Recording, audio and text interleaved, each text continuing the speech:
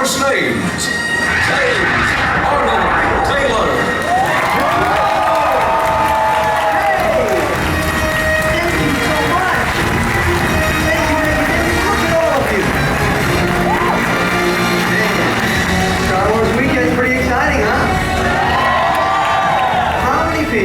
Have never been to Star Wars Weekends? Raise your hands.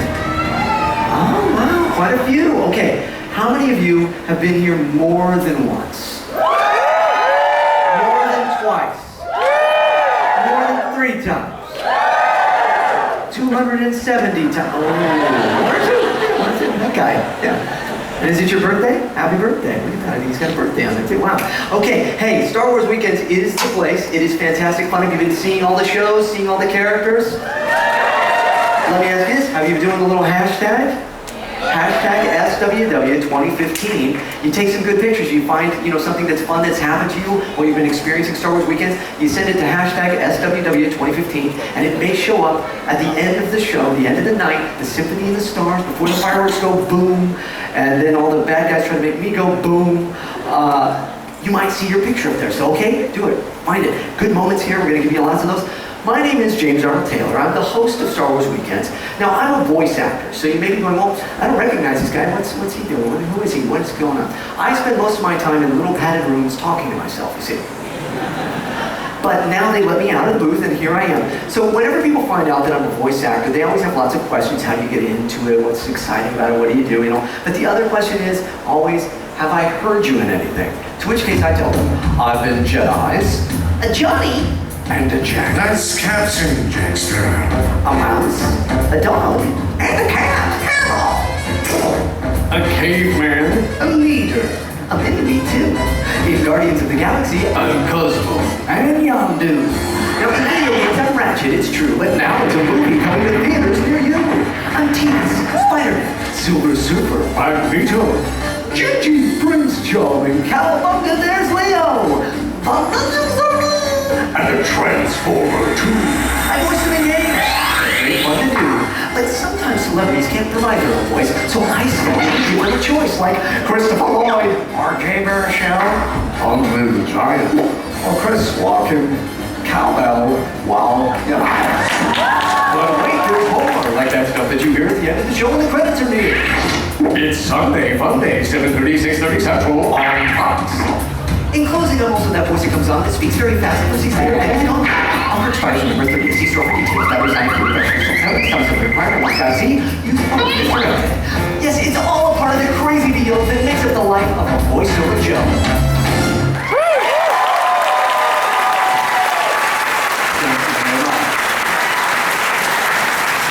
I love being a voice actor. I think it's the coolest job in the world. I really do. And I hope you would join me tonight at 7 o'clock right back here for Obi-Wan and Beyond. It is my one-man show where I do about 200 different voices live and experience what it's like being a voice actor in that little padded room. So I hope you come back. Anybody seen it before? Okay, now everybody next year, you got to come back and see the show. It's going to be a lot of fun, okay? All right, we have a lot of fun for you right now. We have some amazing guests. We have the Emperor. The Emperor as well. We also have Jedi as well. Yes, okay, don't worry. Yes, we will balance it out. There is balance in the Force. We have Amy Allen here. We have Ian McDiarmid here. We also have some other folks that couldn't be here but wanted to say hello to you. Take a look at the screens.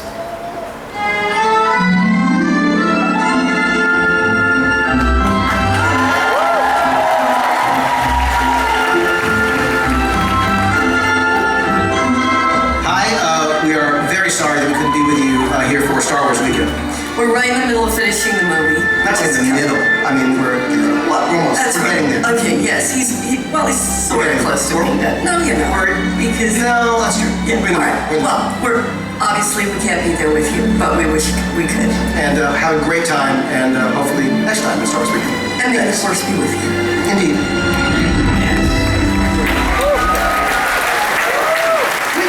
Show up in Star Wars Weekend, good we? Yeah. All right, let's tell them that, right? Excellent, excellent. I think we're excited about what they're working on, though, aren't we? Oh man, I'm excited about my first guest because she is so fun. We have had such a great time, and she's a Jedi. She's a Twi'lek. We'll find out when she comes out. But before she does, let's take a look at the screens right here.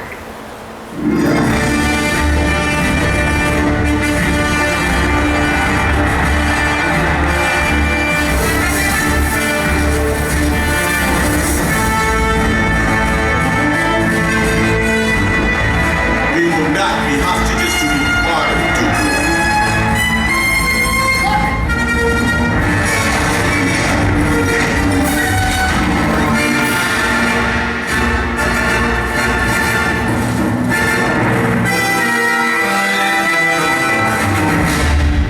Ladies and gentlemen, Amy Allen.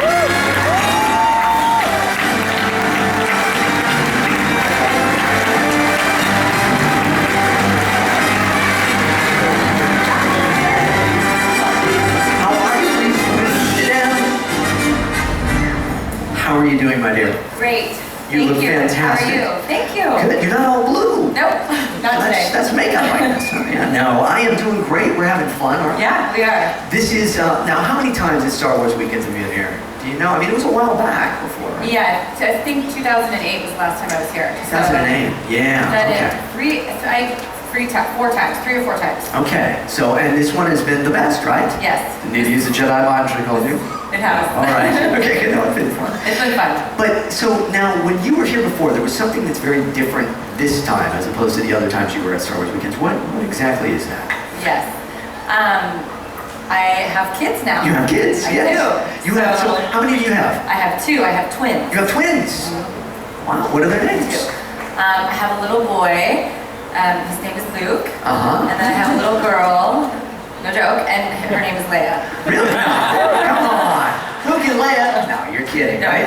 but I do really You have. got a little I boy and a really little do girl. have twins, a little boy and a little girl. Everybody's not all. Sorry, Yeah. I'm playing a little joke. It's okay. And so you took them to Star Wars Celebration. Oh, look at, yeah, right there. I did. Now that's not you in costume there. That was That is somebody that they encountered Someone that they encountered. dressed as mommy, and that Yes. was probably pretty weird, It right? was. That's pretty Yes. cool. And then that was another little girl we met who came Wow. dressed as Ayla. What do they think of this when they see, you know, I mean, Aww. all these characters? Was it an experience for them at Celebration? I think that they're just sort of getting it. Yeah. And I think it was surreal for me. I in their minds, I think they were just sort of blown away. People always say that, and I certainly know it's true for me. I have a 10-year-old daughter who you've met, Lydia. Right, yes. And once you have a child that you can introduce into this, that you enjoyed Star Wars yourself, and then you bring them in, and you get to enjoy it as they're enjoying it. So it's a It's whole so world. different. Yeah, it's really so cool. different, yes. But talking about this now, and again, you pronounce Ayla Secure. Yes, Ayla Okay. Secure. Some people say, how else would you say it? Ayla. I've heard many variations. Yeah. Twi'lek, what do you Yes. say? I say Twi'lek. Twi'lek. Okay, what do we say? Twi'lek, Twi'lek, you don't like that? Hans?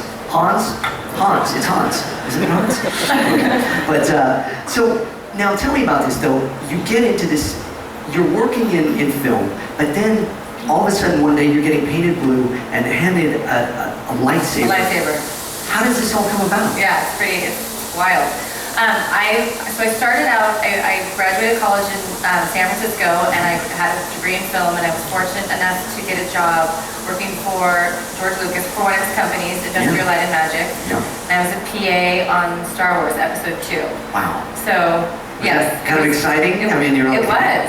And then It was. you go, well, this can't get any better than this. No. And all of a sudden. I mean, it was a very cool place for me to sort of learn the ropes of what would be for me a longer career in production. Right. Okay. So- Yeah.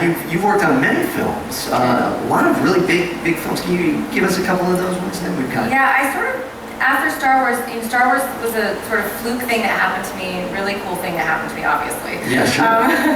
And then I sort of continued my career behind the camera. So I worked for a long time in production. That's awesome. Yeah. But when you did the makeup, we talked about this a little yesterday. It was about 4 hours, you said? About 4 hours. And you had to get all the molds and all that stuff. So at that point, you got to be kind of pinching yourself. Were you? Because you grew up. I mean, you're younger than I am, but Star Wars has been around forever, and so to work in that now, that's got to be one of those things where you do kind of pinch yourself, right? Yeah, I mean, it's like I've said this before. For me, I mean, I think I did my first Star Wars convention in 2002. So Yeah. it's been a long time that I've been doing That's the this. part that is really the coolest thing is when people want to have their picture with you, they want to experience it with you, and because you've experienced this part of Star Wars that they Yes. didn't get to, and Yes. they live it with you, and it's really great. I like to say that it's like the gift that keeps on giving because Yes. it's sort of it's always present and It is. it's never It's people like love the it. force. It Right. surrounds us, penetrates us. Yes. And it's going to continue with this whole new. It is. Oh yes, there's something. There is Yeah. something. They were talking about it too. Right. It's another movie, right? Yeah. Hey, you have had fun with us so far. We actually yesterday we played some games. I don't know if anybody was around yesterday. We played a game, Spin the Vader TIE Fighter. We have another game. If you're game, are you game? I'm game. You're game. Okay, I think it's time to play. What the heck is Chewie saying? Do we have that? What the heck is Chewie saying? Yes. Okay. Here's how it works. Because I know you understand Wookiee, right? You speak Wookiee. So maybe you can help us decipher these things. We've pulled some clips, and we're going to look at the clips, and then it's going to freeze frame, and we're going to say, okay, is he saying this, that, or the other? So Okay. let's watch. What's our first clip? Let's go ahead and take a look. You said it, Chewie. Yeah. Okay, so did he say, let's see, A, this is a raw deal, B, that old man's mad, or C, B. I can't really, yeah. Everyone's all very serious about I it. know. I would say C, but no, B. Okay, B, I think she's right. Isn't she right? Yes, she's right. You're right. Okay, you're good. You're good. Okay, okay. Do we have another one? Let's take a look. Okay, what the heck is Chewie saying? Let's see. Let's watch it. We would be honored if you would join us. Okay. Is Chewie saying A, you sold us out, B, Lando, how could you? Okay. Or C, I can eat. C. I think it's C. I said C, right? Yeah, I can eat it. Wookiee, come on. Oh, B, I'm going taking B it so again. seriously. B again? I think she's right? B? Okay. Yes! Okay. Oh, you're 2 for 2. This is fantastic. Okay. This is the last one. This is the last one. Okay, let's take a look. What, Chewie? Okay, is he saying this way? B, follow me, or C, I think the princess was shot off her speeder by a trooper, but it's okay. She was found by an Ewok named Wicket, who took her to his home in the trees, where we'll meet back up with her after being caught in a trap set by the Ewoks who want to eat us for dinner. However, they'll see 3PO and think he's some sort of god, will gain their trust, and they'll help us defeat the Empire using simple tools and strategies that would be considered primitive to the Imperial forces. Oh boy.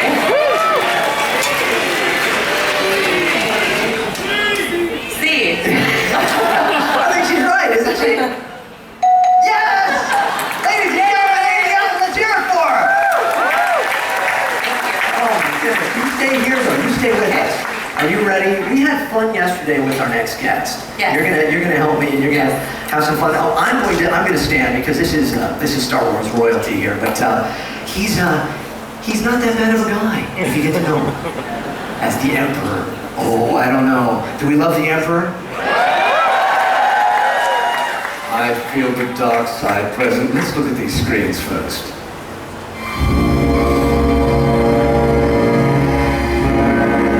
And you, young Skywalker, we will watch your career with great interest. Are you going to kill me?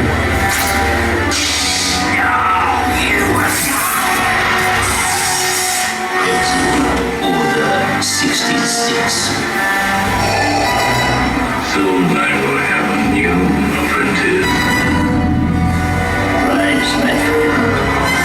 You will be destroyed. Ladies and gentlemen, Ian McDiarmid!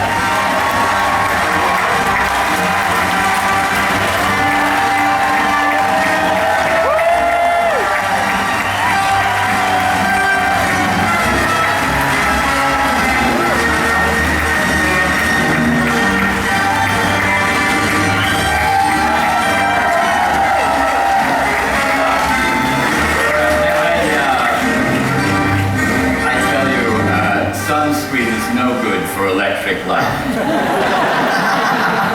It didn't work. Oh, look at that. I see, yes, I see they've raided my bedroom again.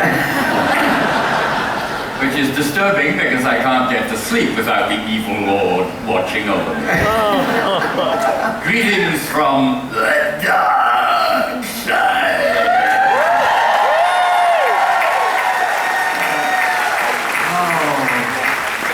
Lunch.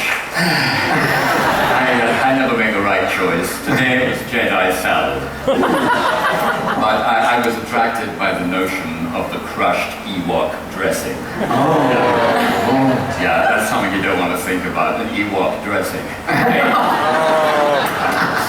How are you, sir? And you know Amy? Yeah, of course I do. Oh my goodness. You got your whole monologue and everything. You don't need us. I know I just did it. You should have your own show, The Emperor, Evenings with the Emperor. I think that would be cool, wouldn't it? Yes. I'd watch that. A good Sith night out. A good. So welcome to Star Wars Weekends, my friend. I really appreciate you coming out and taking time with us here because this is your first Star Wars Weekends. That's right. We're excited that you're here. This is your second day. Yeah. You've experienced the motorcade, you've experienced the talk show, Yeah. we've got the Symphony of the Stars, the fireworks finale, all of these wonderful Star Wars things. Do you have a favorite thing thus far to do here at Hollywood Studios? Oh, well, last night, a friend and I went to see Illuminations, you know, the great firework display. Yes. Full of exciting lasers and that wonderful glow. And I like the title, you know, Illuminations, Reflections on Earth. And I thought, well, it's all about light, you know. I'm from the dark side. Don't I get a look? And I thought maybe there could be an alternative show called Extinguish 'Em, the switch off from hell. Yeah, no, I'm serious. It could be, it's very easy to state. They got all that fire already, you know. Save a little money there. And you could all sit in the dark for 20 minutes and listen to John Williams' version of the Imperial March. Listen, Disney, and it's cheap. Yeah. You would have to have your voice in there. Okay, my voice. Oh well, that was subject to negotiation, of course. What would the Emperor be saying though? In the dark. Well, we sit there in the dark. What would the Emperor say? Do you think? He would say, "What are you doing here?" That would probably be I think there's probably something to it. We might want to work on the name. Yeah. But, yeah. I think Extinguish you know, sort of Roman, except, yeah, okay. My goodness. Such fun. Oh, such fun. Okay, so you get this little movie, Star Wars, and Return of the Jedi, and you're a theater actor. You've been doing theater. How long? Have you always worked in the theater? Like, as a child, did you work in the theater as well? When did it all come about? Well, the first thing I saw when I was a very young kid, my uncle knew the stage manager at our local theatre, and it's a long time ago. So these were the days of variety, which is kind of like your vaudeville. And I was sitting there in the audience, not really knowing anything about what I was seeing, and I could hear music. And there were dancers on the stage, and I thought every time that their feet hit the stage, they were making the music. There's this guy in front waving something, but that didn't seem to me to connect. And I got to meet the comedian. He was a really nice guy called Tommy Morgan. I went backstage, and it's like a kid with a clown, really. Because in those days, all actors wore a lot of makeup. The footlights were such that you really needed to highlight your expression. Sure. And he had a lot of makeup on his eyes, a couple of red dots, and lipstick and so on. And this sort of scared me and fascinated me at the same time. And I think that was the beginning of my seduction to the dark side of acting. It was. And your fascination with the makeup as well, because you do enjoy actually doing the makeup and things. Is that common in the theater? Do you wear a lot of makeup? No, not really, not anymore. I mean, like coming on today, you know, we'll just get a little powder and something to keep our hair flat. And that's by and large when you're playing characters that look like yourself, what you do. But I always like it when there's a show or a movie where there's a kind of mask that you put on. Well, so you can really feel there's something else in front of you. Absolutely. You put on several masks, not just a literal prosthetic mask, but Palpatine and Sidious, spoiler alert, sorry, all right, Star Wars Weekends, you kind of broke some hearts there on set sometimes when people found out the truth. Yeah, I know. And well, when the prequels came up, I met George years ago, obviously, and those of you who were here yesterday heard the story of the nose and how I got the part. Yes. Well, when the prequels were in the offing, I didn't know if I'd be involved again, but I got a call from someone who said, George is in town, he'd like to say hello, why don't you come along to this hotel at this time? So I went in and there was George wearing the same shirt as he was 30 years ago with checks. He looks good in checks. Why should he change? Right, that's right. And he said, what would you like to drink? I said, oh, I don't know, I'll have some water. So the water arrived. And he said, well, Ian, do you know anybody who wants to play an emperor? I said, well, funny you should say that, George. He said, I thought you'd say that. Get back the water. And that was the interview. I'm not exaggerating. Then he told me a little bit about the prequels, a little bit, a tiny bit. Nobody really got told anything. But he said that the character, obviously, that ends up as the Emperor, had to have a pre-life of some kind, and those films would show that. And he would start off as a straightforward politician, if that is not a contradiction in terms. And so everyone would think that he was a reasonably nice guy, he was there to help, the great Empress Queen Padme, he was her right-hand man, diplomatically on hand to make sure that everything went smoothly, and then things might change. And then he told me a little bit about this other guy, which seemed to have nothing to do with me, who was really undermining everybody the whole time, and was a kind of, I don't think he used the word insidious, but a kind of character who sort of was underneath managing everything that was happening above. But he didn't say that was going to be me.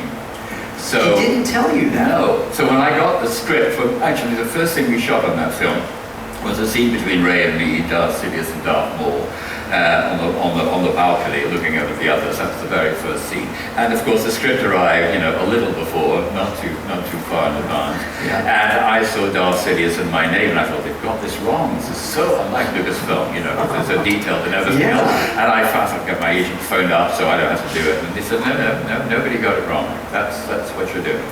And then I realized, of course, that I was a schizophrenic. And I wasn't allowed to tell anyone else. And all those scenes and Ray wasn't going to tell anybody, were shot on different days. So when we got to the premiere and Liam Neeson arrived, he said, how dare you, Ian? You didn't tell me you were that bad bastard. The mystery continued. And Jake Lloyd was here a few years back for Star Wars Weekends, and he told us the story of how he loved hanging out with you on set, everything was lovely, and then he finds out. And then he was like, exactly. I know, it was scary. There's a little guy who lived next door to where I live, and he and his mom and dad are good friends. And he always says, "What are you doing?" This little boy was about 7, and I said, "Well, I'm an actor," and he was unimpressed by that. He didn't think that was cool. Think of something else, drive a train or something much better. And then I did say, "Well, I'm now in the Star Wars movies, and I'm playing a bad guy," and he just refused to believe it. So I decided on the first showing, when we were all invited with the crew and so on, I'd take him along. And when I came up on screen, this is all the way back now to Return of the Jedi, he moved just as you did then. In fact, then how seats are arranged, rather like the ones you're sitting in now. He moved 3 seats along. And then we had lunch afterwards, and he didn't speak to me. In fact, I think he's only just managed in the last couple of weeks, I think. For all this stuff. That's the fascinating thing about this part. I don't know of any other actor that has had the luxury of being able to play a character that was so, aged at the time, but you were not. Yeah. And then when the part comes back to you, how many years later? I know, it was really, really lucky. How many was it? It was 30 years since Jedi, and all of you remember the first date of Phantom Menace. But what it meant was, I was in my 30s when I was playing 130 or thereabouts. Yeah. And because I was 30 and 130, I could then go back to be my real age as a senator. Which then was 50-ish. But that's pretty cool. And that was lucky. But of course, George didn't have to make that continuum. And when he cast me, he had no idea that he was going to do that kind of sequence. And he could have got various other people to play it over the ages. But I got lucky twice. You did. We got lucky twice, I think, didn't we? I think so.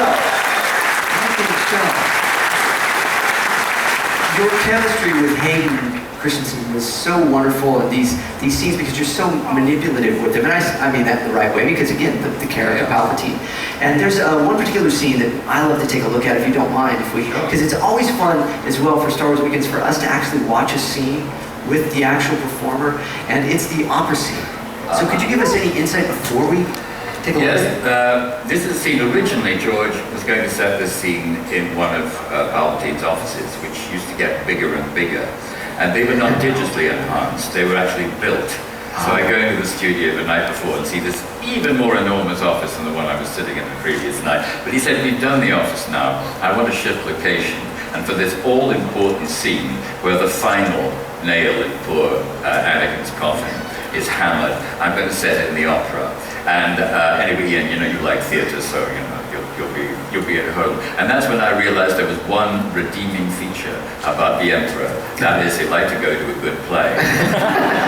Except, of course, it wasn't a good play, it was a squid ballet. You know, he's a squid. He liked the arts. But we had, I don't know how much of this you want me to go into. We had a long day before we shot that scene. And the film, as I'm sure you know, took about 2 years to make.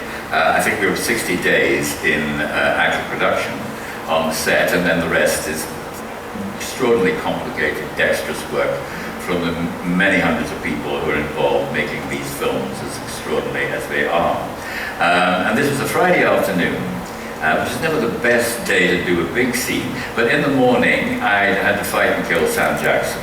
Not all on my own, a little bit of help, but I had to do all that, on my face. And then I had to change from the Senator into the Monster as 5 enormous wind machines were driven at me, thereby ensuring that all of the studio dust went either in my eyes, up my nose, or down my throat. So you were feeling it. That was all right, get on with it. And then I used this big scene scheduled at the end of the day, and by this time it was 4:30. And I thought, well, you know, George will go on Monday, we're not too far behind. And he came up to Hayden and me and said, Ian, it's a great day so far. I really want to shoot this scene now. I said, what now? He said, yeah, now, let's just do it. And Hayden and I hadn't even a chance to run over the lines. We were familiar with them because we'd learned them. We knew this was probably the day we were going to have to do it. But all of these things were against it, and I could sort of hardly speak. My voice was really sort of rough. I said, George, you know, I know you can do it later, but you know, my voice is in a very rough state. And he said, that's fantastic. That is him in transition. So we went through it. There were 20 takes.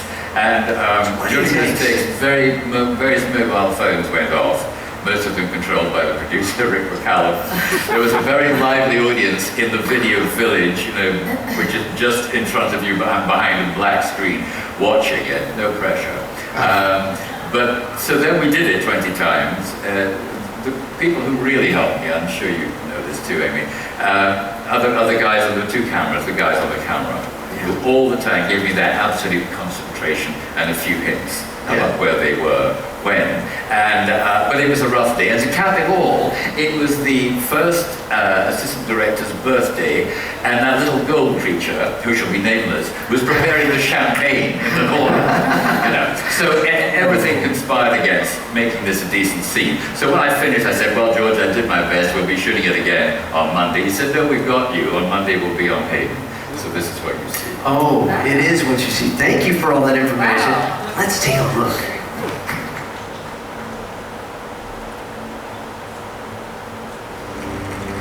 Did you ever hear the tragedy of Darth Plagueis the Wise? No. I thought not. It's not a story the Jedi would tell you. It's a Sith legend. Darth Plagueis was a dark lord of the Sith, so powerful and so wise, he could use the Force to influence the midi-chlorians to create life. He had such a knowledge of the dark side, he could even keep the ones he cared about from dying. He could actually save people from death. The dark side of the Force is a pathway to many abilities some consider to be unnatural. Ladies and gentlemen, Ian McDiarmid, come on.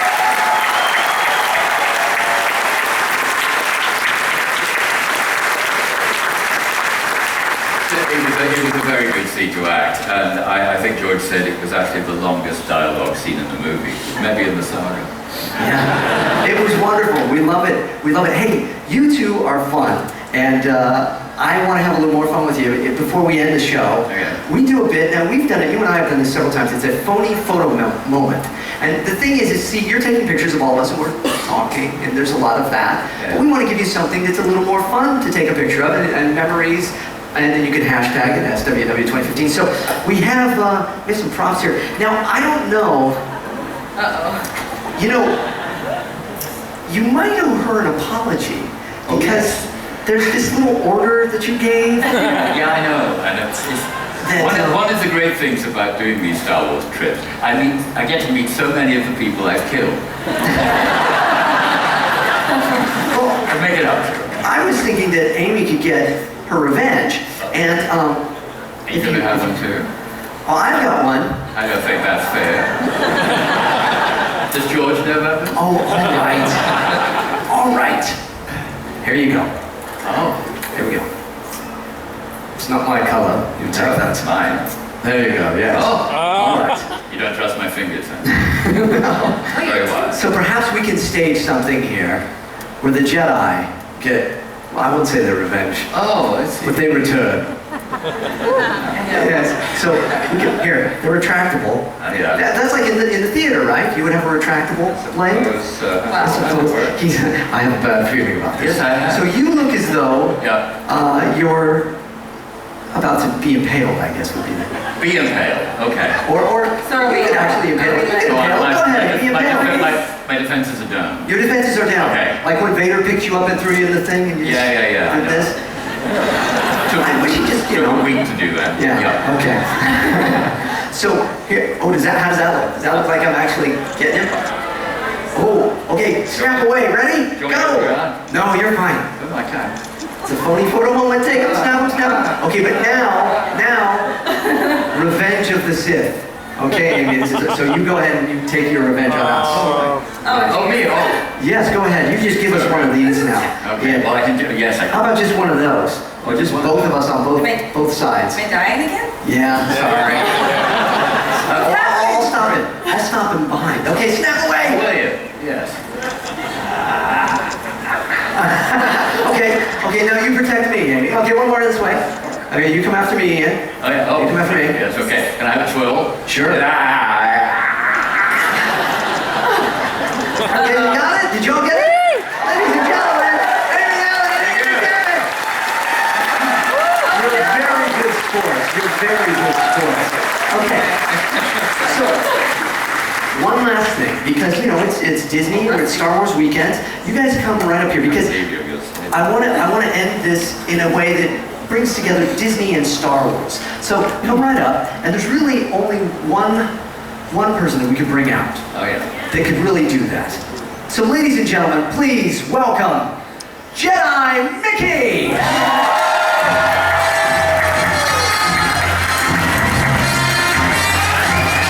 Hey, Mickey! James? Good to see you. I make it. It's a pleasure to see you again. Welcome back, Amy. Okay, so Mickey, you've got your ears on. That's convenient. But Oh. You don't have a nose? great An job. appendix? So Intestine? No, okay. this is a little tradition we do. We put these on, and Mickey, would you mind helping us close the Stars in the Saga talk show? Oh, gosh, really? Yeah. It would be my pleasure. Oh, good. Okay. I like them. Look at that. Yeah. Wow, look at you. I think so. You're looking good. We need one to say Ian, and then the other side says Palpatine, or one says Emperor. Okay. Can we have a little music, maestro, please? Now it's time to say goodbye to all our company. M.I.